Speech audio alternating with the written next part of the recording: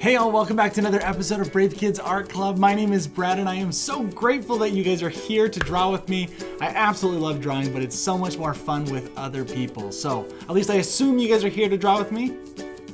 Awesome, okay, good. Well, today's animal is a really cool one, and it's one that I kind of overlooked as a cool animal. I didn't know all the things that it does for the place that it lives. So let me give you a few hints to see if you can figure out which animal this is. It's part of the squirrel family. It makes lots of underground tunnels or colonies, and they have a very advanced language system, which was really surprising to me. Did you figure out which animal it is? That's right, we're drawing a prairie dog today. I don't think we give prairie dogs enough credit. They're a vital part of the prairie and grassland ecosystem. So I have lots of fun facts to share about them. They're really fun to draw. And but first we gotta make sure we have everything that we need, all of our tools. So let's check that out first. All right, so let's make sure we have a nice piece of paper out. We're going to need a pencil because we're going to do a lot of sketching. And when we do sketching, we make mistakes. And that's okay. That's what the point of sketching is, and that's why we use a pencil. So make sure you have an eraser, though, so we can get rid of all those mistakes after we have done our final outline, or more permanent outline, with a marker or a dark pen.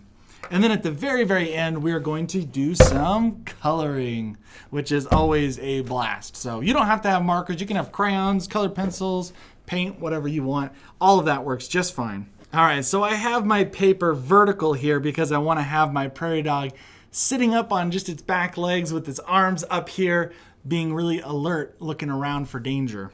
All right, I'm going to draw one big shape. It's not going to be our final shape of our prairie dog, but it will give us a sense of how tall this prairie dog is and where it'll live on the page. So the very bottom, I'm going to put right about here. I'm going to draw a line right across the bottom. Like that.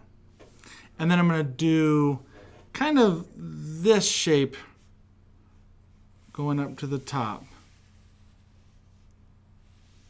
Now this is not the final shape. We're doing this to kind of just see where the top of our prairie dog is. And then we'll do all of our other details later. There we go. So make sure you're doing this really lightly with the pencil. We'll get to the pen or marker later. But now we kind of have an idea. I like where the head is. I like where the feet are. Now we can draw the more specific shapes to make this look like a prairie dog. All right, so let's start with the head right at the very top here. The head is actually going to be this shape. So you can kind of keep this angle if you want, this curve. But we're going to bring it out like this and kind of bring it like that. We're going to stretch out that angle over the top. And at the very end of it, we're going to bring it back like this and curve it in. And their head's going to be looking to the side. Prairie dogs are very, very close knit, and they'll actually cooperate to make sure things get done. So some will be getting food, some will be out on guard looking to make sure that nothing comes and tries to eat them. So we're going to draw one that's looking all alert, making sure nothing comes and gets it. And they look pretty cute when they're like this because they'll have the little arms up. So I'm going to draw, so I already drew the head right there. Let's do like a little shape right here. Maybe add up a little bit. I'm going to draw a curve right here, like a C shape, right about here. And then I'm going to draw another one going backwards right here. Easy enough, right? And these are going to be the arms. They're going to be up like this. And then we're going to draw another one right here on the inside, but it's going to kind of curve down like this, kind of like an S shape. And we'll do the same thing right over here. So like that, like that. There we are. So of course the rest of their body isn't going to look like this on the sides. What we're going to do is kind of start from right about here, and then we're going to go out like this, not too far out. We're going to go out because they're kind of chubby. We're going to bring them in like that. There we are. That looks more like the prairie dog, I know. Like that. There. And then for their little legs, they kind of got stumpy little legs here. At least a lot of their fur and their skin cover up their legs when they're standing up like this. So you'll kind of see more of this. So draw a little line right here, a little line right there. It's kind of like they got little, it's like they're wearing baggy pants. And their hips are under there somewhere under all that chub. And then we'll just give them their little toes and things like right here. So they got rodent feet and rodent hands. All right, so we did their little feet. Now let's do their little hands. Just like squirrel hands. So we'll give them just little fingers right there. They actually got sharp claws, so if you want to add some sharp claws, you can definitely do that. They use those because they're pretty vicious if something tries to attack them. They got those sharp claws to protect themselves, but they also like digging lots of tunnels, like big colonies and tunnels underneath the ground that actually each room has its own purpose too. Like they have a bathroom, they have a place where they sleep, they have all sorts of little rooms that they've made, and they live together as big colonies underground. It's pretty cool, huh? So they need these sharp claws to do that. All right, so now let's add their little tail. They have a cute little tail, not a big bushy tail like a squirrel. They have something more like this shape. They're medium-sized tail, and it goes on the back, but we'll show it on the side so you get to see that it has a tail. Because some rodents don't. They just have little nubs, like guinea pigs. They don't. Okay, let's make sure the face is done over here. Let's work on the head. So we have the main shape of the head, which is kind of, I finished it, it'd be kind of like a football shape. But we're gonna add a little line right here for the nose. And maybe we'll make our little friend here, we'll make them smiley. Let's do that, let's make them really happy. I mean, you don't have to. You can make a different type of animal with a different emotion or expression. That's totally fine. Mine just tend to all be happy just by default. So there you go. See, I added a little bit of teeth. That's the classic rodent teeth. They have those two long front teeth right in the middle. So I just want to make sure that those are there so that we know that this is a rodent. Now we need to add the big eye. Let's add their big friendly eyeball right about here is good. And then I'll draw their little eyeball, little pupil in the middle. There we go. Okay, so what's left on the head? That's right, we're missing the ears. We gotta draw some ears on here. And they got the cutest little ears. Check this out. This is their ear. They have little baby ears. And we're also gonna give them some whiskers, so we can kind of draw those in right here. Right there, to give them some cute whiskers. Now, I want to do a few little changes here and there. I'm going to probably make this a little bit thinner. And when I do things like that, you can get your eraser out and just start cleaning it up. Because you want to make sure this is at a good enough point where when you do your outline, that it makes sense and you're not having to go over things that are things you don't want to actually go over. All right, well, I'm actually really liking where this is at. I think I'm ready to just go right into using my pen to do my outline. All right, let's start with the arm here. Prairie dogs are interesting because they do so much for their ecosystem around them.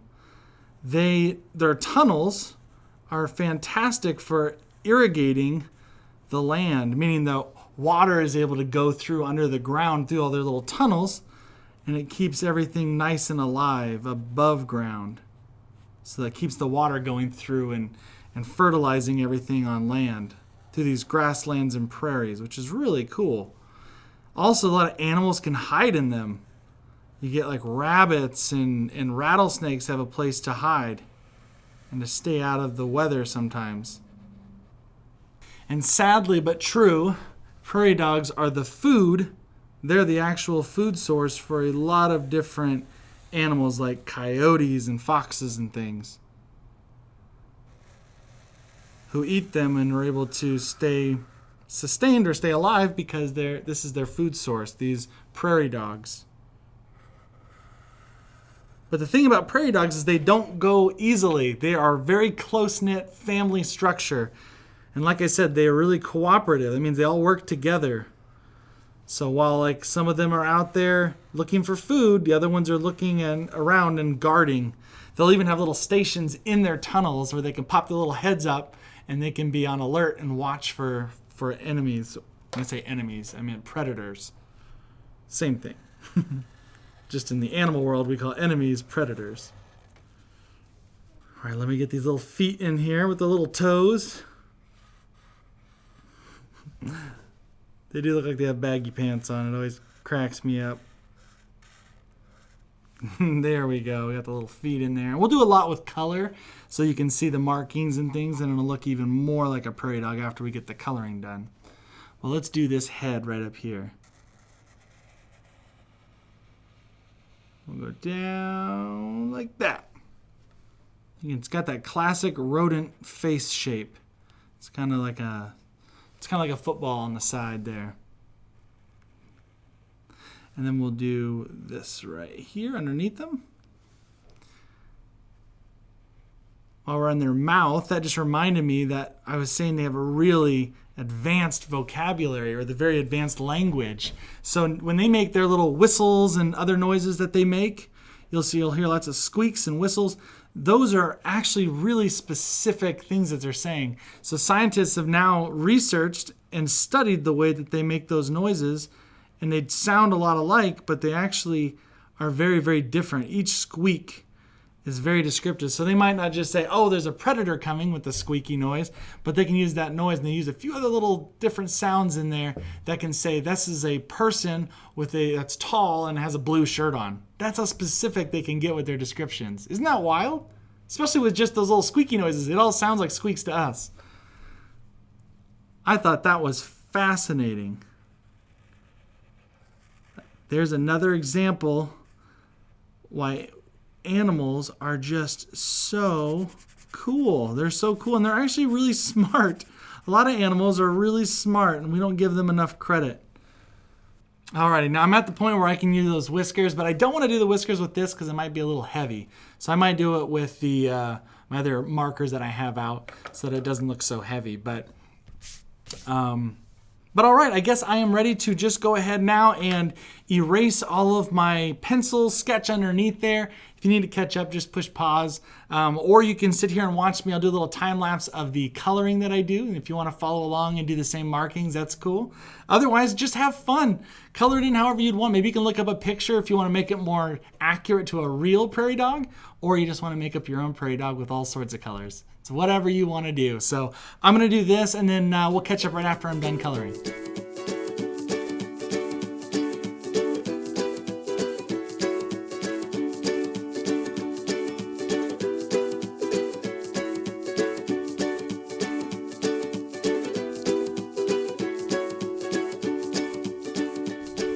And there we are. I am all finished coloring. I named him Philip. While I was coloring, I came up with the name Philip. I love it. I'm really excited with how he turned out. So I really had a lot of fun drawing this. I hope you guys did too. But make sure you sign your name on your artwork because we're proud of what we made. And every time that we make something, we want to make sure that everybody knows that it is ours. And we are proud of what we make. So we're going to put our name on there. Well, I appreciate you guys. It's always fun drawing with you. Make sure that you come back. It's Monday through Friday, every single week that I post videos.